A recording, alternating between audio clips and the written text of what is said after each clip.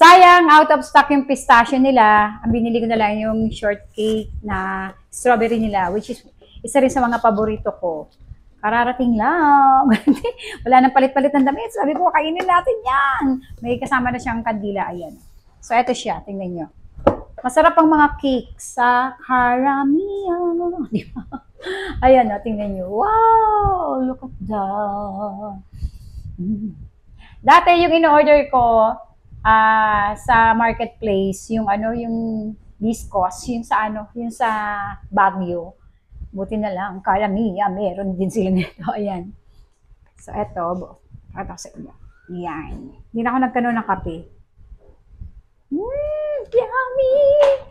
Yummy, yummy. Fresh ang kanilang strawberry, isa sa mga fave ko talaga. Masarap din yung kanilang yung ube, saka yung salty, masarap din yun. Actually, lahat ng cakes nila masarap.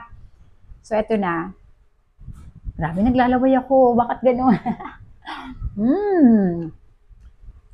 Ang sarap.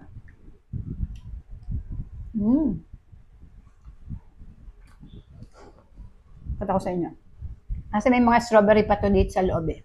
Ayun o. Kita nyo. Ang daming strawberry. Ang sarap ng pagkatinapay, ng pagka-cake.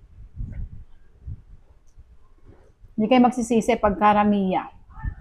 Meron silang pistachio rin. Tingnan nyo, oh.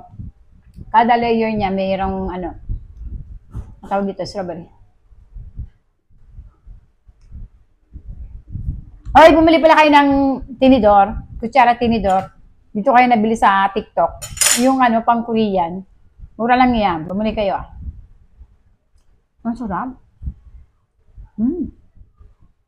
Tingnan nyo. Saka yung ganito nila, icing nila, hindi nakakasawa. Yung anak ko, binilang ko rin. Pakatak sa inyo. Sa anak ko, nakain niya na to, kaya lang din niya naubos. Sabi ko, balik na lang natin sa ref. Kainin mo mamaya. Junior lang to, yung mini. Hindi pala junior. Mini. Red ribbon naman siya. Diba? Ano to, yung Black Forest. Malaki na rin para sa anak ko. Siya lang naman kakain yung bunso ko. Hindi niya nga naubos eh. Sabi ko, okay, magkaiba tayo ng cake. Karamiya ako. Ikaw sa red ribbon, tapos yung panganay ko sa Goldilocks. Sans ribbon. Magkakaiba kami ng cake. Wala?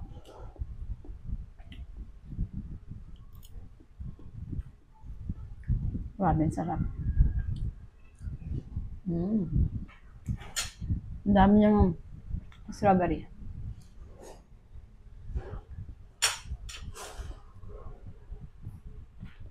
Yan nyo rin yung pistachio nila, masarap din yun.